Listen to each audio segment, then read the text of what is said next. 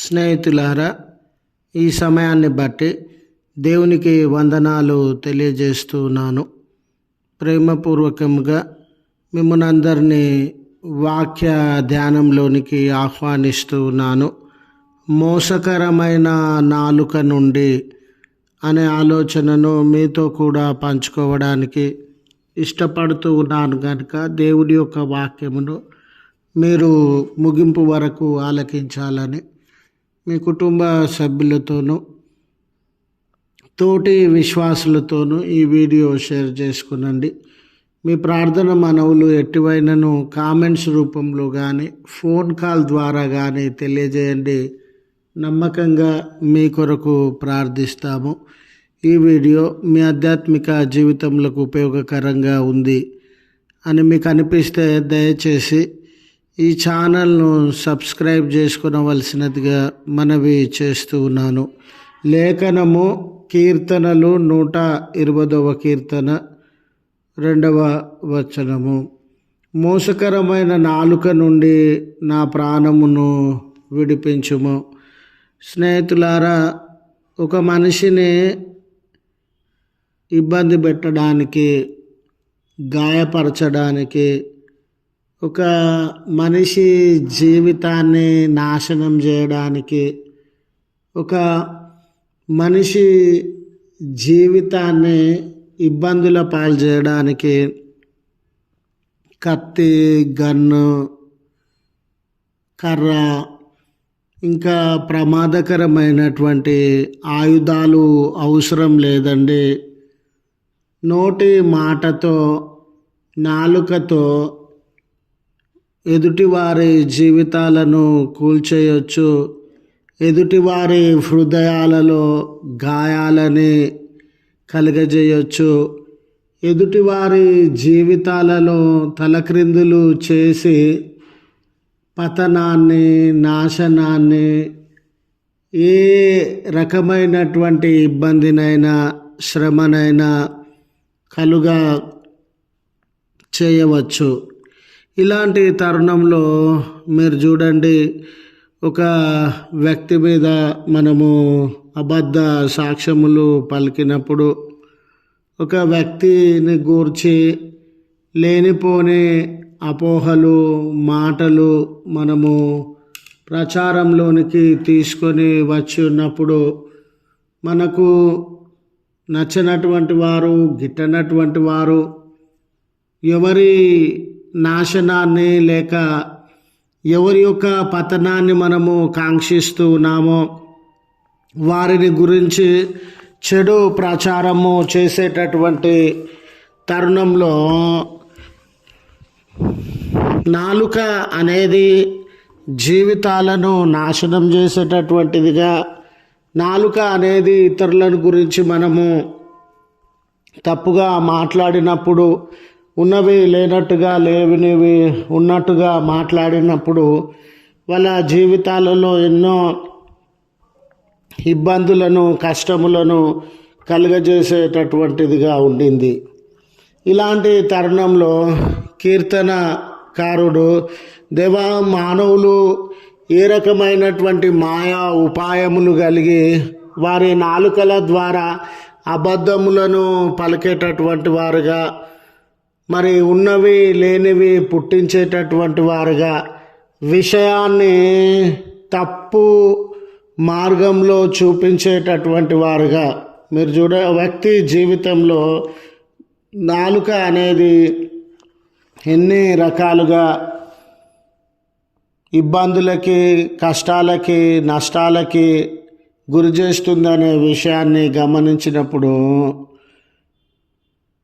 మన యొక్క మంచి పేరు నాశనం కావాలని అంటే మనము గిట్టనటువంటి వారు మన గురించి ఎన్నో తప్పుడు విషయములను ప్రచారం చేసేటటువంటి అవకాశం ఉండింది.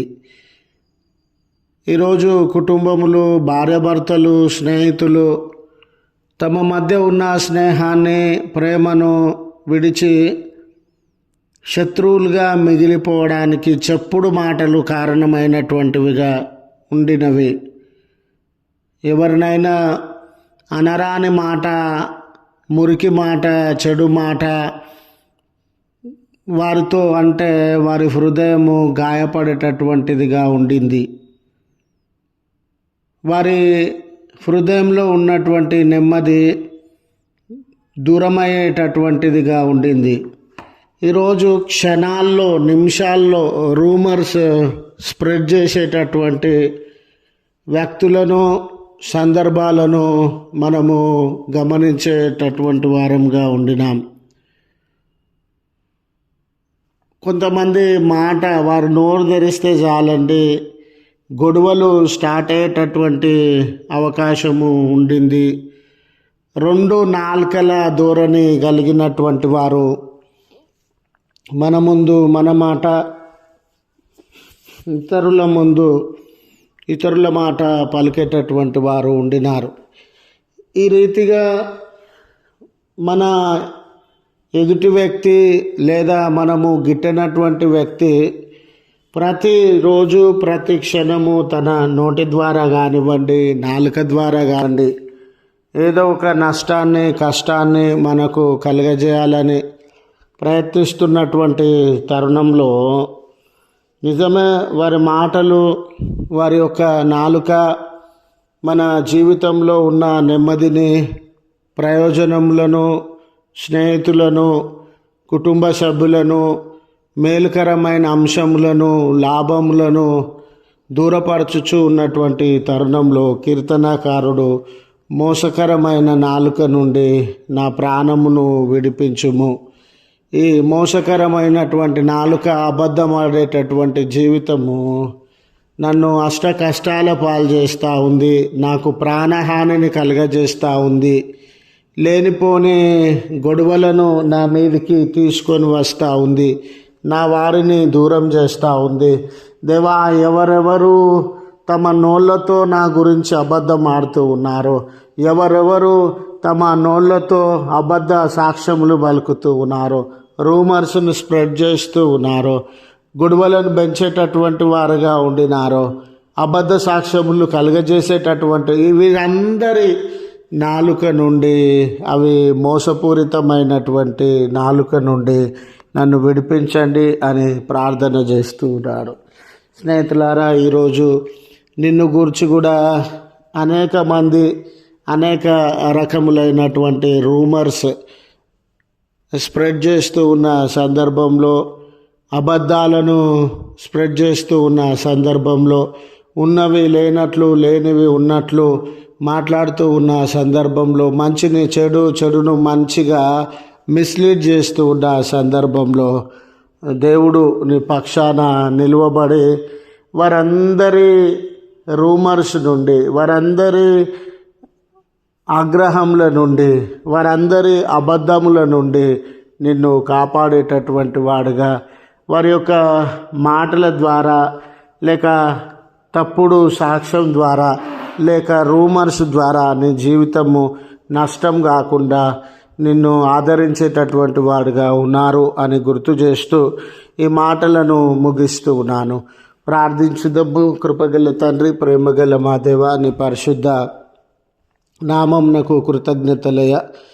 మీ శ్రేష్టమైన నామమును బట్టి ఆనందించుచు వందనాలు తెలియజేస్తున్నాం. దేవా, నిజమే మేమంటే గిట్టనటువంటి వారు, వ్యతిరేకించేటటువంటి వారు నిమిష నిమిషము మమ్మను గూర్చి ఏదో ఒక చెడు సమాజంలో, కుటుంబంలో విస్తరింపజేస్తూ అష్ట కష్టాలను మాకు కలుగజేసేటటువంటి వారు ఉన్నారయ్యా.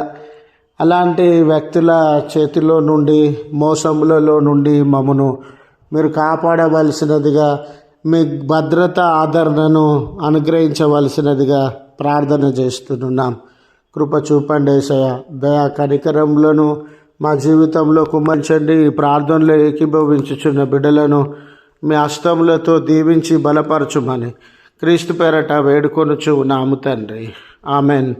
తండ్రి, కుమార, పరిశుద్ధాత్మ త్రియేక దేవుని దీవెన మనకు తోడై ఉండి మనలను కాపాడును గాక.